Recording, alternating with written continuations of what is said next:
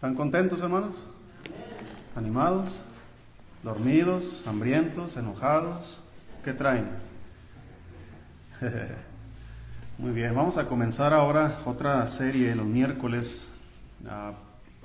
Van a ser, si yo termino cada clase, ¿verdad? En el día que es, pues vamos a tardar como 10 semanas. No 10 semanas continuas, pero son 10 lecciones que hablan acerca de creciendo en la fe. Y últimamente, pues usted ha visto, hemos estado enseñando acerca del crecimiento y parece como que Dios no quiere que quite el dedo del renglón en esa área, porque la verdad, hermanos, necesitamos crecer, ¿verdad? No sé usted, pero yo necesito crecer. Y si usted no considera eso, entonces esta lección es para usted, ¿ok? Un pedradón más fuerte va a caer, porque todos necesitamos crecer. En muchas áreas, ya vimos acerca del propósito del crecimiento, ¿para qué quiere crecer? Esa es otra área, ¿no? Quieres crecer, pero ¿para qué quieres crecer? Lo que vamos a ver ahora, hermanos, es lo que tiene que ver con, podríamos decir, no sé cuántos han visto esas imágenes de una plantita que va creciendo así, y que se va moviendo así, va creciendo. Obviamente es una grabación, ¿verdad? De muchos días, ¿verdad? Y hacen un solo video y donde muestran el crecimiento.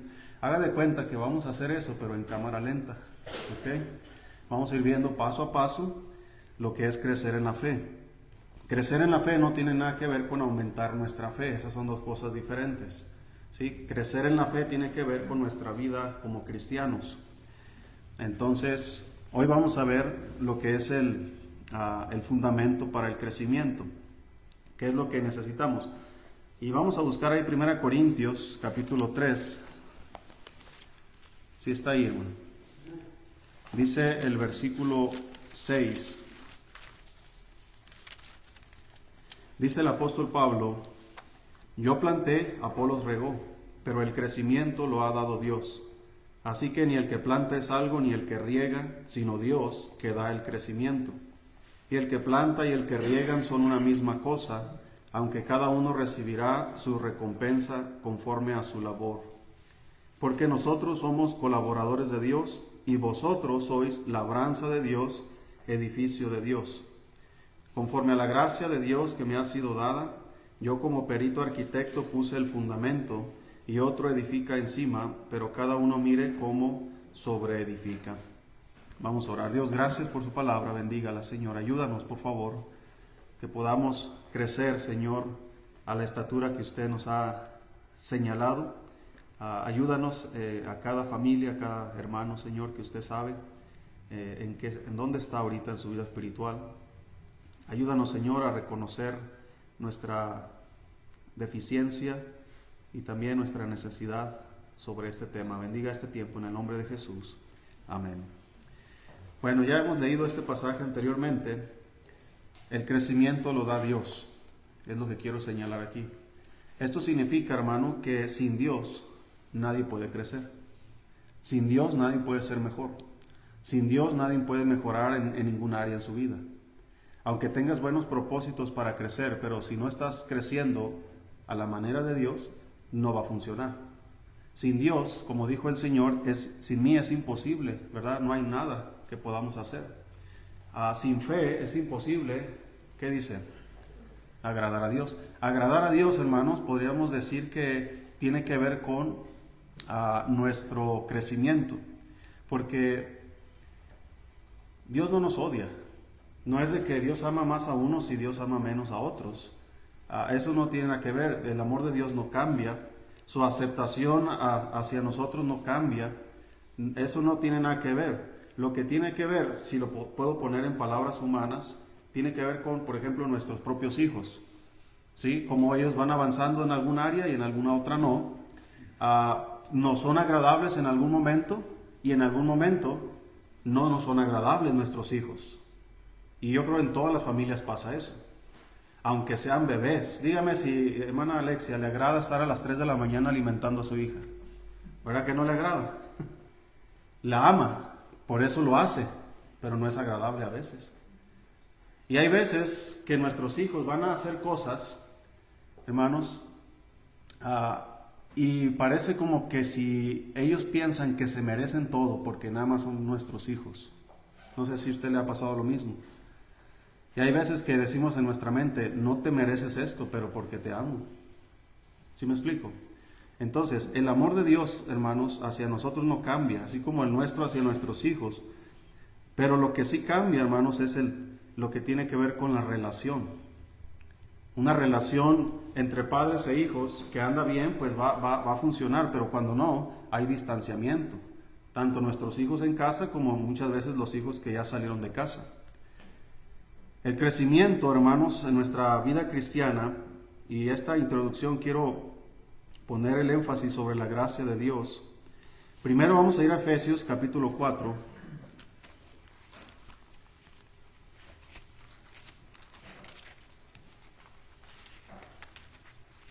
Efesios capítulo 4.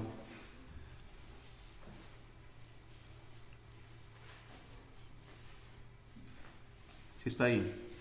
Versículo 15.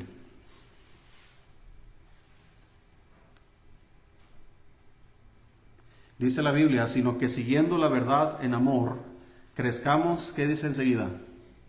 En todo. Pero no en todo a lo que sea. Dice, en aquel que es la cabeza. Esto es Cristo. ¿Ok? Esto es importante notar, hermano, que Dios quiere que crezcamos en todo, pero ¿en todo qué? Lo que se refiere al Señor Jesucristo, quien es la cabeza de la iglesia. No está diciendo que crezcamos al antojo de una persona o de un pastor, ¿verdad? O que crezcamos en las ideas de alguien o que sigamos, a eso no se refiere que si nosotros consideramos a Cristo como nuestra cabeza, entonces Él es, hermanos, la estatura a la cual nosotros debemos llegar. Entonces, la Biblia dice aquí que crezcamos en todo. Ahora yo te pregunto a ti, ¿estás creciendo en todo? Hay cristianos que no saben ni siquiera qué es todo, a qué se refiere en todo. Ahora, a veces parece algo como muy, ¿cómo se dice? Muy superficial, muy general decir esto, ¿verdad? Como cuando alguien quiere orar, pero no quiere desglosar su oración. ¿Cómo termina orando? Señor, pues bendice todo. Yo sé que deseas que bendiga tu matrimonio, tu familia, tus finanzas, a tus padres, a tus hermanos, a la iglesia, a los misioneros, a los pastores, al hermano enfermo. ¿Sí me explico? Pero ¿por qué decimos, Señor, bendice todo? Amén. Y nos dormimos. Porque no queremos esforzarnos en desglosar petición por petición para que Dios haga la obra en esas áreas. Yo sé que usted ama a los hermanos en la iglesia. Y a lo mejor usted dice, Señor, te pido por todos los hermanos de la iglesia, que les bendigas, en el nombre de Jesús, amén. Es una buena oración, pero las necesidades personales de cada uno de los miembros son diferentes. Y si ya conoces que uno está enfermo, que el otro está en problemas, que otro está desanimado, ¿no sería más correcto orar específicamente por esa persona y por su propia necesidad? ¿Qué es lo que nos está faltando entonces para que esa oración sea correctamente? Nos está faltando, ¿qué cosa? Esfuerzo. No queremos esforzarnos, ¿verdad? Queremos que todo sea fácil en la vida cristiana. Y para poder crecer, hermanos, necesitamos de nuestra parte, poner de nuestra parte para que realmente podamos crecer. Debemos crecer en todo, en cada área de nuestra vida. También es un mandato del Señor, 2 de Pedro capítulo 3. Búsquelo ahí, por favor.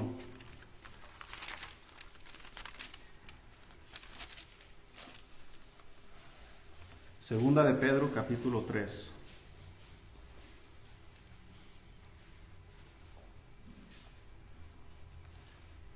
Sí está ahí. Dice el versículo 18.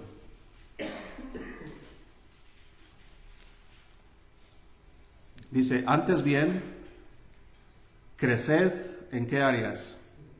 En la gracia y el conocimiento de nuestro Señor y Salvador Jesucristo. A Él sea gloria ahora y hasta el día de la eternidad. Amén. Aquí hay dos cosas, hermano. Creced en la gracia. Ahora, la gracia de Dios, ahorita lo vamos a estudiar. La gracia de Dios tiene que ver con la ayuda de Dios. Es la bendición inmerecida de Dios. ¿Cómo crece uno en esa área? ¿Cómo crece uno en la gracia? Entonces, ahorita lo vamos a ver. Pero para poder crecer, hermanos, el crecimiento espiritual ocurre como resultado de un esfuerzo intencional y apropiado. Es decir, intencional implica seguir diligentemente un objetivo claro. Apropiado indica que debemos usar los medios que Dios nos ha provisto en la Biblia para el crecimiento. Es decir, que si usted dice, yo me considero un buen cristiano y como que ahí la llevo, pero ¿en base a qué? ¿En base a su propia percepción? ¿En base a su propio criterio? ¿O en base a la Biblia? Porque podríamos decir, hermanos, que en algunas áreas en nuestras vidas estamos faltos. En algunas áreas de nuestra vida nos hace falta mejorar y nos confiamos. Estoy bien en todo, pero aquí como si esto compensara lo otro. Como si, y yo sé que hay problemas más difíciles que otros, hay cosas más sencillas de arreglar, pero hay veces, hermano, que las cosas más sencillas de arreglar son las que no arreglamos, porque nos confiamos. No pasa nada. Y esas cosas pequeñas, hermanos, son las que van a arruinar. Por ejemplo, si usted mira una cucaracha en su casa, así chiquita, yo prefiero ver una grande a una chiquita. Si hay una chiquita, ¿sabes cuántas más hay? Pero decimos, es una cucarachita y la matamos y decimos, no pasa nada. Pero si te metieras abajo de tu cocina, vas a ver el nido, porque si hay una chiquita, es porque hay cientos otras por ahí. La grandota tal vez dejaste la puerta abierta y entró de la calle, ¿verdad? O así. Pero a veces las cosas pequeñas son las que minimizamos nosotros y es lo que nosotros consideramos como que no es necesario enfocarse en esa área, no es necesario esforzarme ahí o invertir en esa área y lo dejamos y lo vamos dejando. El problema es que esa cosita pequeña que no arreglamos se junta con otra cosita pequeña que tampoco arreglamos y después otra más y después tenemos un montón de cosas pequeñas que no estamos arreglando. Yo estoy seguro que si tu esposa o tu esposo llegara esta noche y te dijera, oye, quiero el divorcio, estoy seguro que sería una bomba para ti. Y estoy seguro que te alarmarías. Y estoy seguro que irías por ayuda a donde sea posible para que puedas conservar tu matrimonio. No sé si me explico. A veces pensamos que los problemas que tenemos que arreglar o las cosas en las que hay que mejorar son aquellas cosas gigantes de nuestra vida, cuando realmente son las pequeñas. Si las cosas pequeñas se van arreglando, hermanos, no va a ser necesario, ni siquiera vamos a llegar a las cosas grandes. Vamos a ir poco a poco. Entonces, dos áreas en las que debemos crecer. La primera, y quiero enfocarme en eso, que es la gracia de Dios. Siendo que la gracia de Dios es la base de nuestro crecimiento cristiano, es importante que entendamos o que la entendamos correctamente. Me he topado con cristianos que tienen una idea equivocada acerca de la gracia, pero errónea totalmente. Muchos piensan que Dios, estamos bajo la gracia y no bajo la ley, y lo usan como excusa diciendo, es que en la ley era algo rigorista. Por eso a los cristianos ahora que tratamos de seguir la palabra de Dios, se nos llaman legalistas, es que son muy legalistas. Ahora, debemos entender qué significa legalista y qué significa bíblico, que son dos cosas diferentes. Legalista es ir a un extremo y bíblico es hacer lo que la Biblia dice. ¿Sí? Un joven ya llega a hermana Denise y me dice, pastor, me quiero casar, mi novio es uno de la escuela, es mundano, pero yo lo voy a convertir. Yo le voy a decir, la Biblia dice, no os unáis en yugo desigual. Ella va a decir, pastor, qué legalista. No, yo no soy legalista. ¿Qué dice la Biblia? No os unáis en yugo desigual. ¿Sí me explico? ¿Eso es ser rigorista, legalista? No, pastor, es que usted debería ser más ligero, no debe ser tan estricto. Déjela, pobrecito, tiene sus sentimientos ella y ella dijo que lo va a traer a la iglesia y ¿sí me explico, hermanos? Estamos haciendo y basando nuestras decisiones en nuestra opinión, en nuestro propio criterio, en nuestras propias emociones, Y luego va a llegar el día en que la hermana Denise se va a topar de frente con su realidad. La gracia de Dios no hace eso. La gracia de Dios es la bendición de Dios inmerecida, pero más que eso es la bendición de Dios adquirida por medio de Cristo. No es de que nosotros estamos tratando de buscar, ¿verdad?, que Dios nos ayude, sino que ya tenemos la ayuda de Dios. La cosa es que no estamos creciendo ahí. Ya tenemos, no tienes que hacer puntos como en Infonavit, ¿verdad?, para comprar una casa. Ya tienes toda la gracia de Dios en tu vida. Ya está ahí, hermanos, hay gracia abundante para nosotros. Pero Dios dice, quiero que tú participes. ¿Cómo? Crece en la gracia de Dios. Te voy a poner algo bien sencillo. Si Dios es el que nos ayuda en todo, si Dios es el que nos bendice en todo, si Dios es el que nos perdona, si Dios es el que nos transforma, el que arregla nuestros problemas, es la gracia pura de Dios. ¿Cómo creces en eso? Tú estás acá y aquí está Dios con toda su ayuda, todo su poder, toda su sabiduría. ¿Qué tienes que hacer tú para adquirir todo esto? Tienes que acercarte a Él.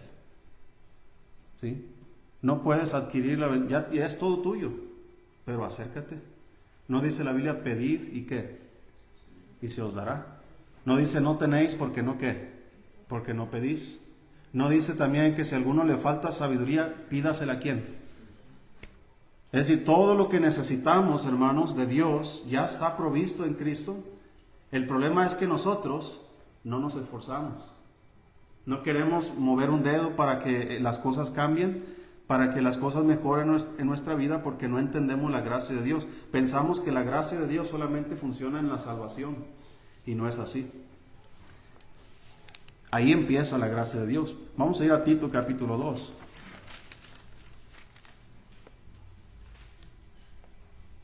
Sí leímos ahorita, ¿verdad?, el pasaje aquí, en segunda de Pedro. Libro de Tito, capítulo 2.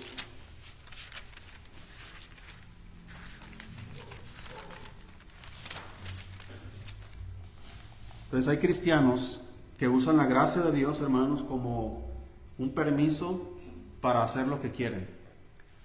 Es que ya no estamos bajo la ley, estamos bajo la gracia. Por lo tanto, ya no me va a pasar nada, dicen.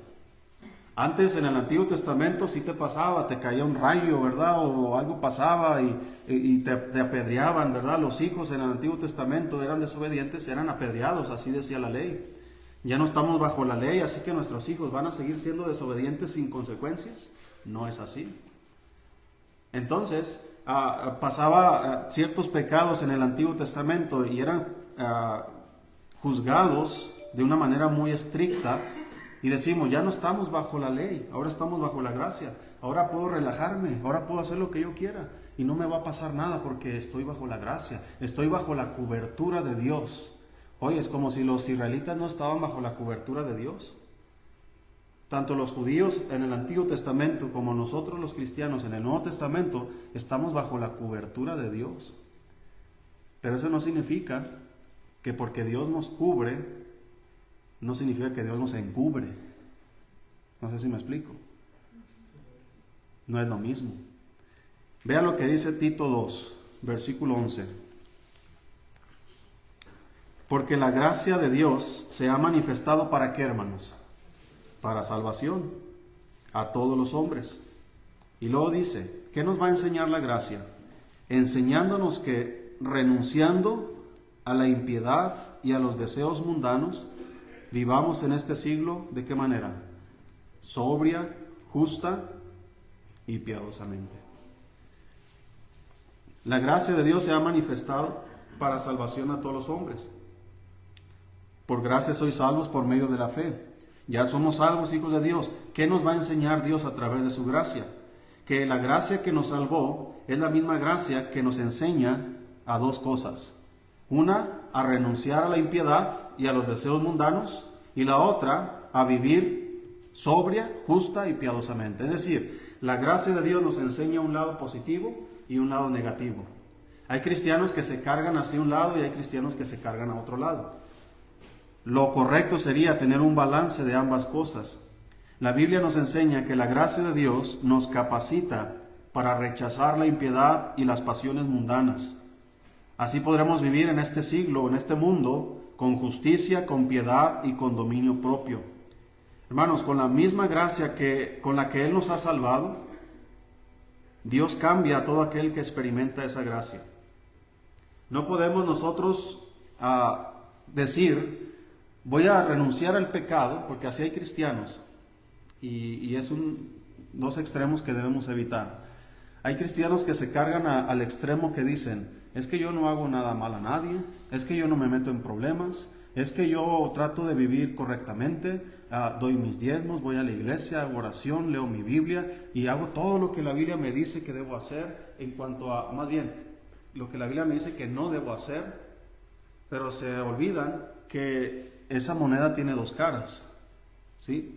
Por un lado, tenemos que renunciar al pecado, ¿sí? Tenemos que renunciar a todo lo malo, pero por otro lado, tenemos que hacer cosas buenas, ¿sí? Ese es el lado positivo. La gracia de Dios me capacita a mí para vivir justamente. ¿No dijo Jesús que si vuestra justicia no fuere mayor que la de los escribas y fariseos, no puedes entrar en el reino de los cielos? Aunque ahí hablaba de la justicia de salvación, los fariseos, los sacerdotes, ellos pensaban que porque ellos leían la Biblia, ellos guardaban la ley, que porque ellos eran judíos, ya tenían la salvación ganada. Pero el Señor dice que nuestra justicia debe ser mayor que la de ellos, porque la salvación no es por obra, sino por gracia. Ahora que ya tenemos la gracia de Dios, que ya somos hijos de Dios, esa gracia nos va a ayudar a vivir sobria, justa y piadosamente. ¿Qué es ser sobrio?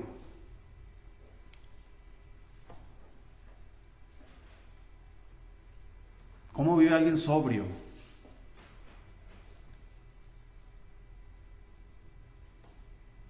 ¿Qué es lo contrario a sobrio? Ebrio. Y el Señor está diciendo que la gracia me va a ayudar a estar sobrio. O sea que me va a ayudar a dejar el alcohol. No, no está hablando de eso. Está hablando, hermanos, de que la gracia de Dios va a hacer que yo siempre esté en mis 5 sentidos, alerta. ¿No dijo el Señor, sed sobrios y velad, porque vuestro adversario el diablo, como león rugiente, anda alrededor buscando a quien devorar? ¿Por qué tenemos que estar sobrios? El Señor no está diciendo, eres un borracho, deja de hacerlo. El Señor está diciendo, ponte abusado. La gracia de Dios me hace estar alerta ante el mal, ante la tentación. Entonces, quiero crecer realmente como cristiano, pero no estoy sobrio. Estoy ignorando los peligros. En lugar de estar despierto, estoy dormido, como un velador duerme, ¿no? Un velador que supuestamente tiene que velar en la noche y se duerme y le roban toda la mercancía. Pues así estamos nosotros. Estamos disque velando, ¿verdad? Pero estamos como los discípulos en Getsemaní, que no podemos velar con el Señor 1 hora.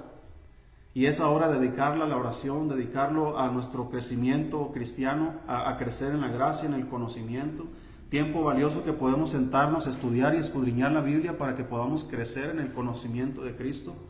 Pero no estamos sobrios, estamos distraídos.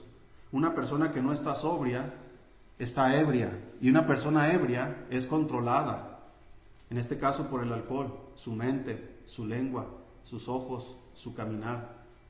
Por eso dice el Señor, no os embriaguéis con vino en el cual hay disolución, antes bien sed llenos del Espíritu Santo. Podríamos decir que otra forma de ser sobrio es ser llenos del Espíritu Santo. El Espíritu Santo me va a tener siempre en mi juicio cabal. Siempre voy a estar alerta ante las tentaciones, ante la falsa doctrina. Voy a vivir sobria. Entonces, el cristiano que dice que la gracia de Dios solamente es una cobertura para que Dios no traiga juicio y que podemos hacer todo lo que queramos, está ignorando que esa gracia nos da sobriedad para no hacer lo que queramos. Nos da sobriedad para vigilar ante el pecado y las amenazas del diablo. Pero también dice que debemos vivir justa y piadosamente. Entonces la gracia de Dios me va a ayudar a ser justo. Ahora, Recuerde que la justicia de Cristo ya nos fue impartida en la salvación, pero también, hermanos, nosotros debemos, sí recuerda que dijo el Señor, mas buscad primeramente el reino de Dios y qué, y su justicia. ¿Cómo busco la justicia de Dios? Justo y piadosamente podríamos decir que van de la mano, la piedad y la justicia. En pocas palabras, tenemos que ser como Jesús. Y si entendemos cómo vive Jesús en las Escrituras, cómo Él actuaba, cómo Él hablaba, cómo Él se conducía, cómo reaccionaba, entonces podemos entender qué es la piedad. Pero si nuestras reacciones, nuestras palabras, nuestra conducta no es de acuerdo con Cristo, entonces no somos piadosos. Y lo contrario a la piedad es la impiedad, algo que es negativo, algo que es malo, algo que no ayuda, algo que nos aparta del Señor. Y el propósito de crecer en la gracia es estar más cerca del Señor.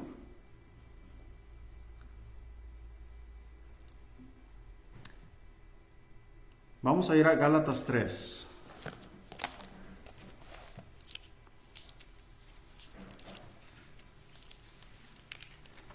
Gálatas capítulo 3.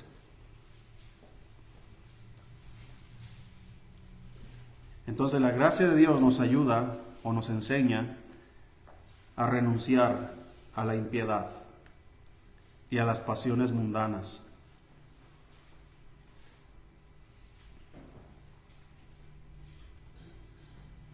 Ahora, ¿de dónde uno agarra las pasiones mundanas?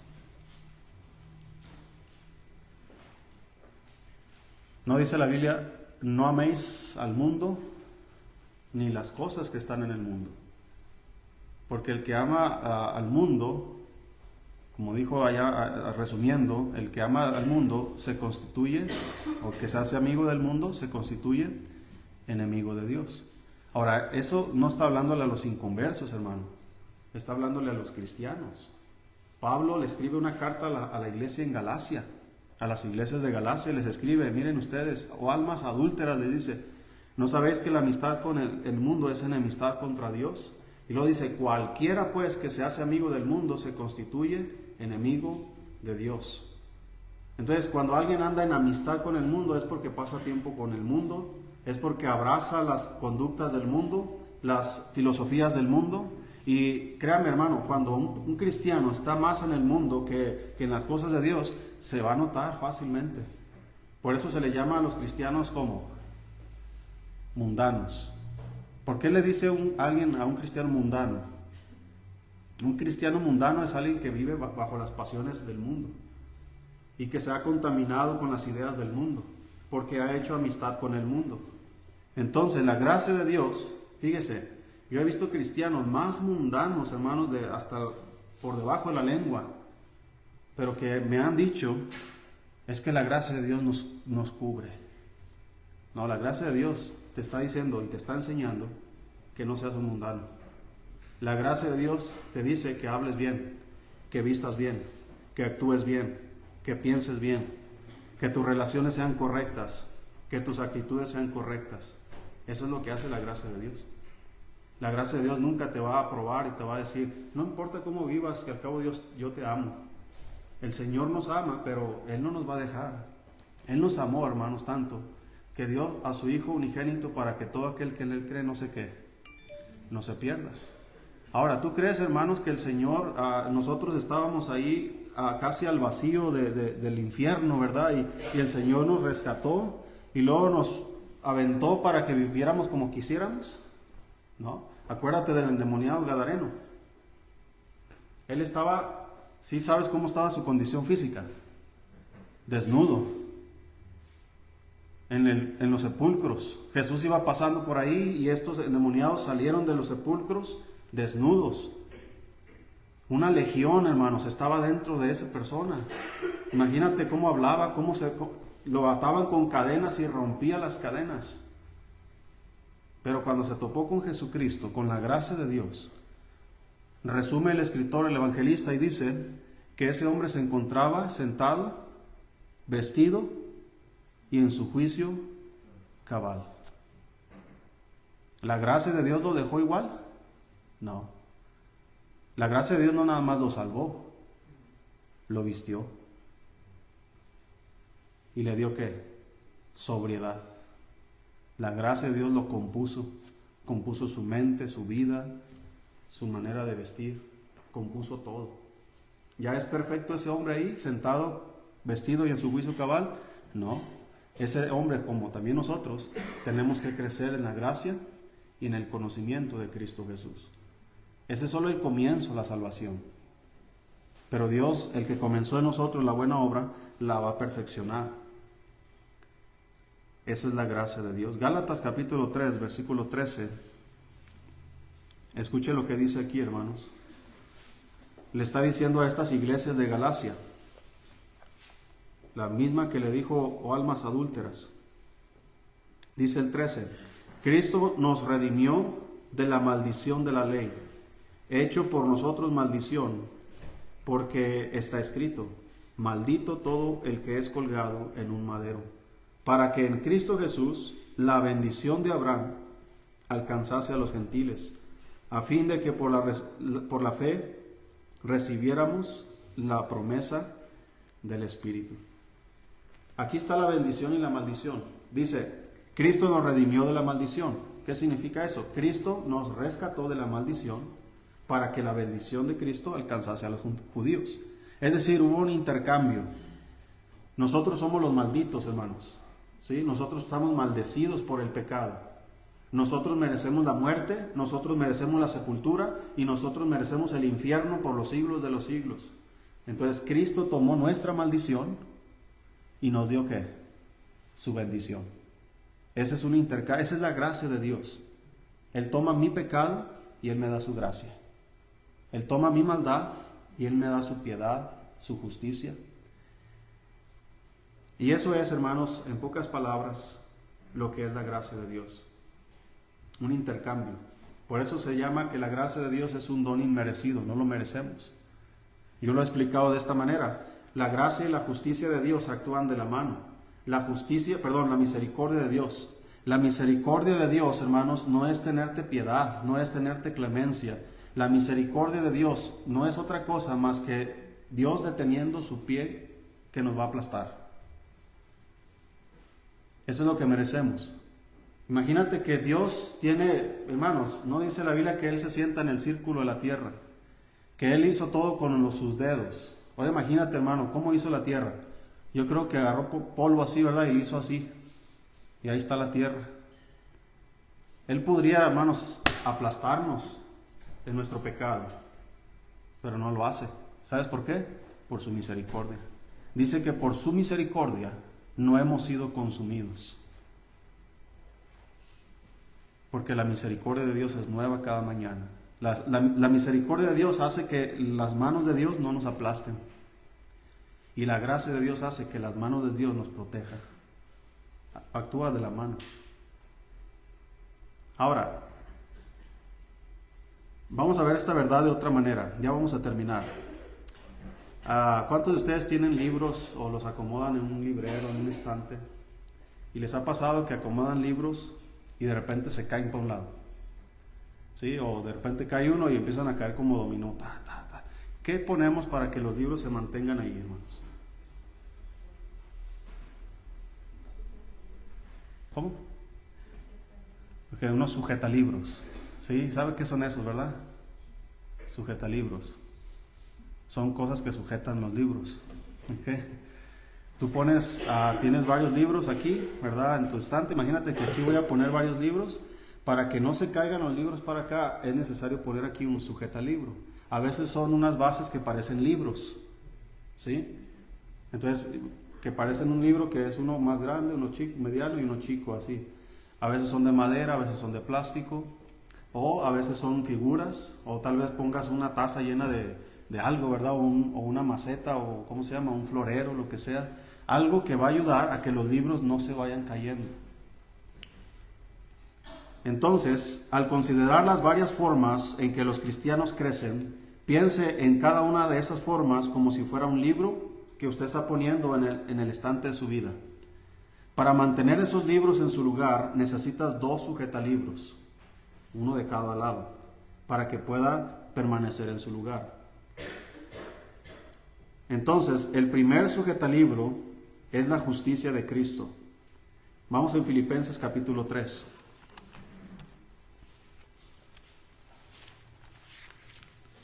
Filipenses capítulo 3.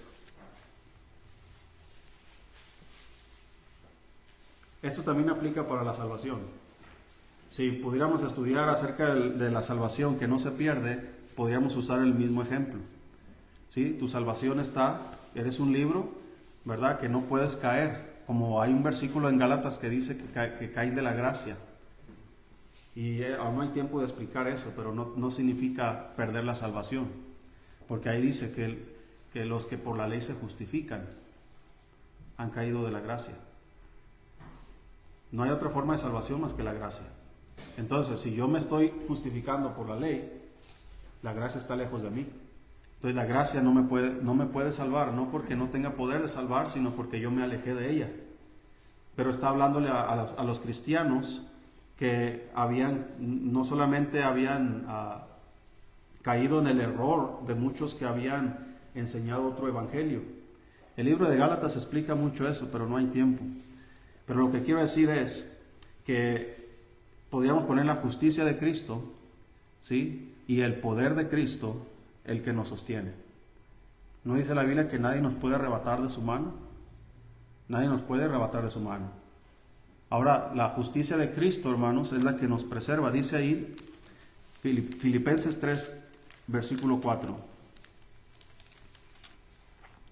Dice Pablo: aunque yo tengo también de qué confiar en la carne, si alguno piensa que tiene de qué confiar en la carne, yo más. Circuncidado al 8º día, del linaje de Israel, de la tribu de Benjamín, hebreo de hebreos, en cuanto a la ley fariseo, en cuanto a celo, perseguidor de la iglesia, en cuanto a la justicia, que es ¿en dónde?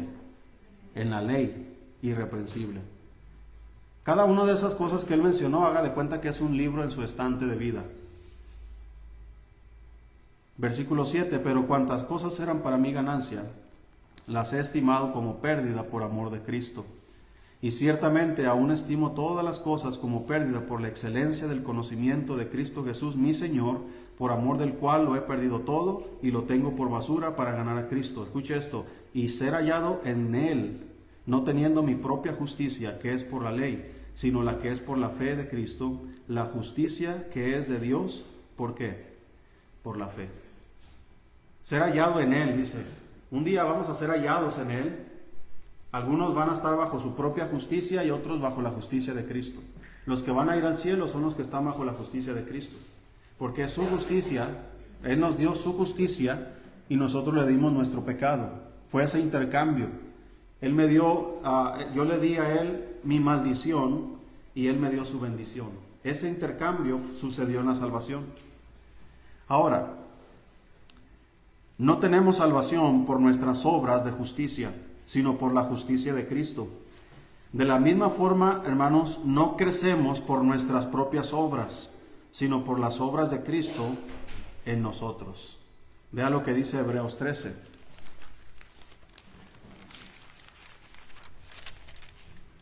Vuelvo a repetir, no crecemos por nuestras propias obras, sino por las obras de Cristo en nosotros. Porque hay mucho cristiano, hermano, que está haciendo obras, pero sin Cristo. No sé si me explico. ¿Sabe cuántas asociaciones civiles cristianas existen, hermano? ¿Y sabe cuántos cristianos trabajan en esas asociaciones que no tienen ni iglesia? Que no tienen ni siquiera los domingos tienen libertad de hacer lo que ellos quieren. No tienen convicciones, no tienen doctrina, no tienen sana doctrina, no tienen absolutamente nada. Solamente tienen el nombre cristiano. Y trabajan en un montón de asociaciones cristianas. Llámese albergues, llámese comedores, llámese orfanatos, llámese lo que se llame. No tienen... Aquí hay una casa hogar, no sé cómo se llama.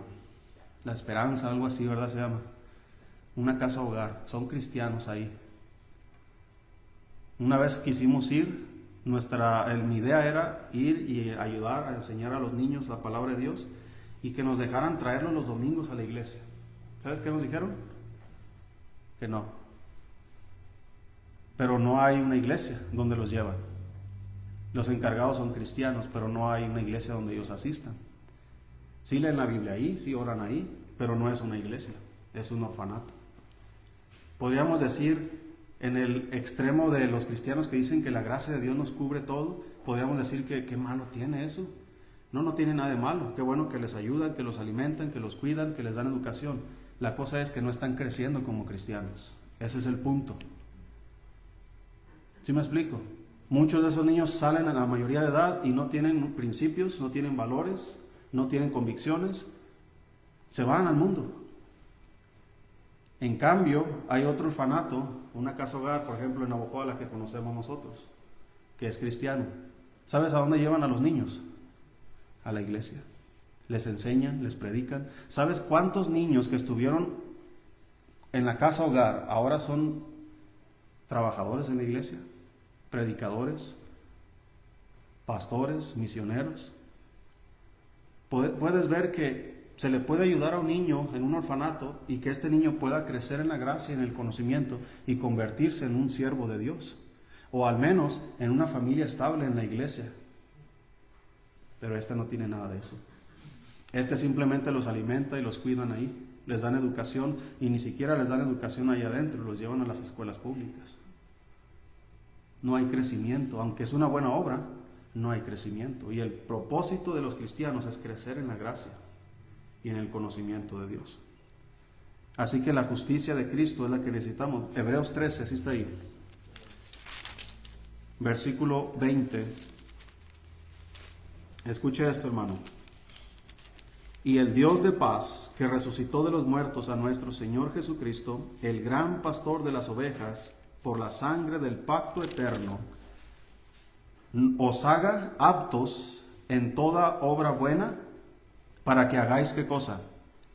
Ahora, ¿cómo va a hacer esto Él? Dice, haciendo Él en vosotros lo que es agradable delante de Él por Jesucristo, al cual sea la gloria por los siglos de los siglos. Amén. ¿Sí captó eso? Haciendo Él, dice ahí, en vosotros lo que es agradable delante de Él por Jesucristo. Él me pide que yo le agrade, que yo haga algo agradable para Dios, pero Él sabe que sin su ayuda yo no puedo agradar a Dios.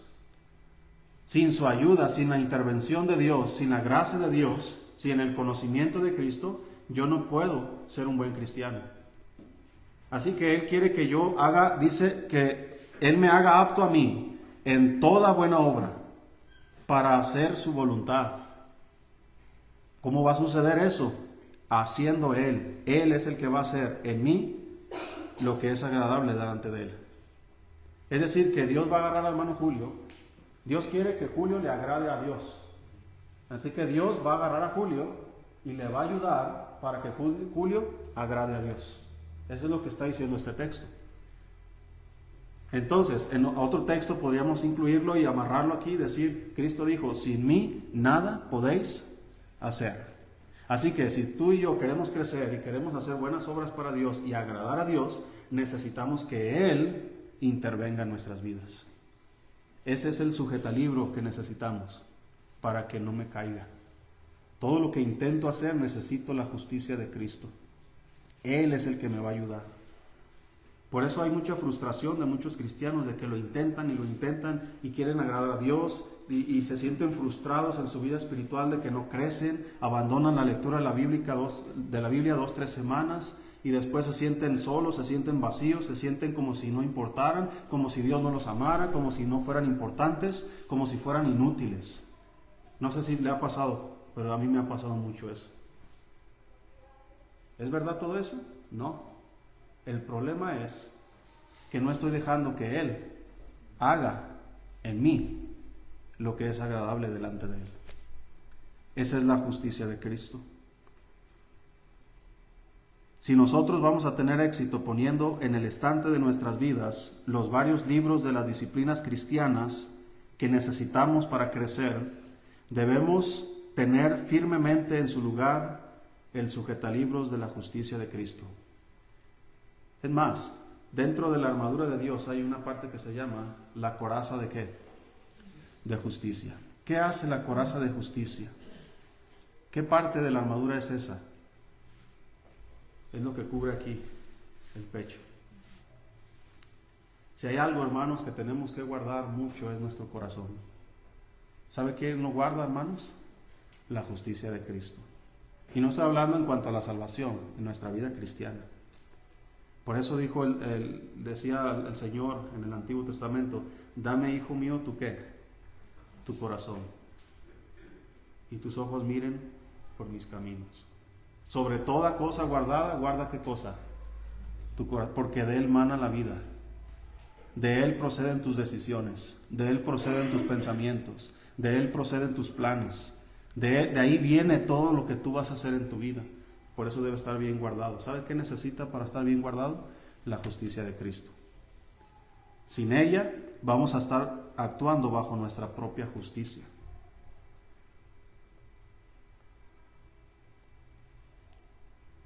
Y termino nada más buscando Colosenses 1:29.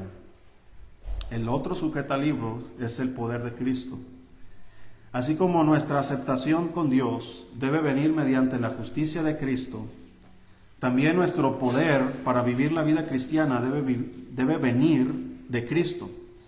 Muy a menudo, hermanos, tratamos de vivir por nuestra propia voluntad y nuestra propia disciplina. Esta actitud presupone que tenemos la habilidad dentro de nosotros de crecer y de madurar como cristianos. Pero como Jesús indica, bueno, vamos a dejar ese pasaje a un lado, pero Colosenses 1:29, ¿sí estamos ahí? Colosenses 1:29, dice la palabra de Dios, para lo cual también trabajo, luchando según la potencia de Él, la cual actúa poderosamente en mí. Vea lo que dice Pablo, que es el poder de Dios. Dice que por lo cual también trabaja, luchando según la potencia de Él. No dice que lucho según mi propio poder. Si tú luchas según tu propio poder, ¿hasta dónde vas a llegar? Si ha intentado arreglar las cosas con su esposa, con su esposo, en su propio poder, ¿hasta dónde ha llegado? ¿Verdad que nos hemos estrellado? Porque pensamos, yo puedo. A veces pensamos, ¿verdad? A veces hasta somos bíblicos. No, yo sé, la Biblia dice que no respondas al necio conforme a su necedad, sino contéstale como mereces. Y ahorita va a ver mi esposa, yo soy el varón de la casa, yo soy el líder. Uy, ya te estrellaste con eso. Porque estás haciéndolo bajo tu propia, todo lo que dices es correcto, eres el líder, eres el varón de la casa, nadie está diciendo que no. La cosa es que lo estás haciendo en tus propias fuerzas. Y te estrellas. Y sale peor. Tú pensaste, con esto ahorita se calla y me obedece. ¿Tú crees que decirle a tu esposa, yo soy el hombre de la casa, así que te callas? ¿Qué va a hacer la hermana Esmeralda? ¿Qué va a hacer la hermana Sandy? ¿Sí me explico, hermanos? ¿Qué va a hacer Annie? Si fueran mundanas allá del mundo, ¿qué iba a pasar? Cachetadón, ¿verdad? Pero cuando se hace a través del poder de Cristo, las cosas son diferentes. Porque cuando se hace a través del poder de Cristo, hermano, no se trata de ver el pecado del otro, se trata de ver mi propio pecado, mis propias deficiencias. Y es el poder de Cristo que me va a ayudar a cambiar a mí. Yo no voy a cambiar a mi esposa. Cuando lo hago en mis fuerzas, yo trato de que ella cambie, diciéndole, señalándole, mostrándole sus errores. Mira, estás mal tú. Pero cuando lo hago a través de Cristo, no se lo voy a decir a ella. ¿Sabes a quién se lo voy a decir? Se lo voy a decir al Señor. Señor, tú sabes cómo es mi esposa. Tú sabes, Señor, que mi esposa batalla con estas cosas. Ayúdala, dale fortaleza. Ayúdame a mí a ser paciente cuando estas cosas surjan y pasen, que podamos tener paciencia uno con el otro. La gracia de Dios y yo tenemos que estar cercas. Sí, pero está la gracia de Dios disponible para mí, para ayudarme a crecer, para ayudarme a cambiar, y yo estoy alejado de Él, haciendo las cosas a mi manera, no va a suceder. Pero acércate a Dios, hermano, y trata de arreglar todo con la ayuda de Dios, y vas a ver que todo va a funcionar. Porque es la gracia de Dios, es la justicia de Cristo y es el poder de Cristo. Dependemos de la justicia de Cristo para ser aceptados por Dios, y dependemos del poder de Cristo para lograr nuestro crecimiento espiritual. Esto es lo que significa vivir por gracia. Y es por esto que la gracia de Dios es el fundamento del crecimiento espiritual. Así Pablo dijo, yo planté, Apolos regó, pero el crecimiento lo ha dado Dios. Así que las siguientes semanas vamos a ir viendo más herramientas acerca de nuestro crecimiento. Vamos a orar. Dios, gracias le damos por su palabra. Gracias, Señor, porque tenemos su gracia. Ayúdanos, por favor, Señor, a crecer en ella. Que podamos, Señor, no solo crecer en la gracia, pero en el conocimiento de Cristo. Ayúdanos a depender de su justicia. Lo hacemos por salvación, pero también, Señor, ayúdanos a depender de su justicia en nuestra vida cristiana. Porque fuimos salvos por su justicia, no por nuestra justicia. Por sus obras, no por nuestras obras. Ayúdanos, Señor, que lo que usted haga en nosotros nos ayude a serle agradables en toda nuestra vida. Damos gracias por su palabra, en el nombre de Jesús. Amén.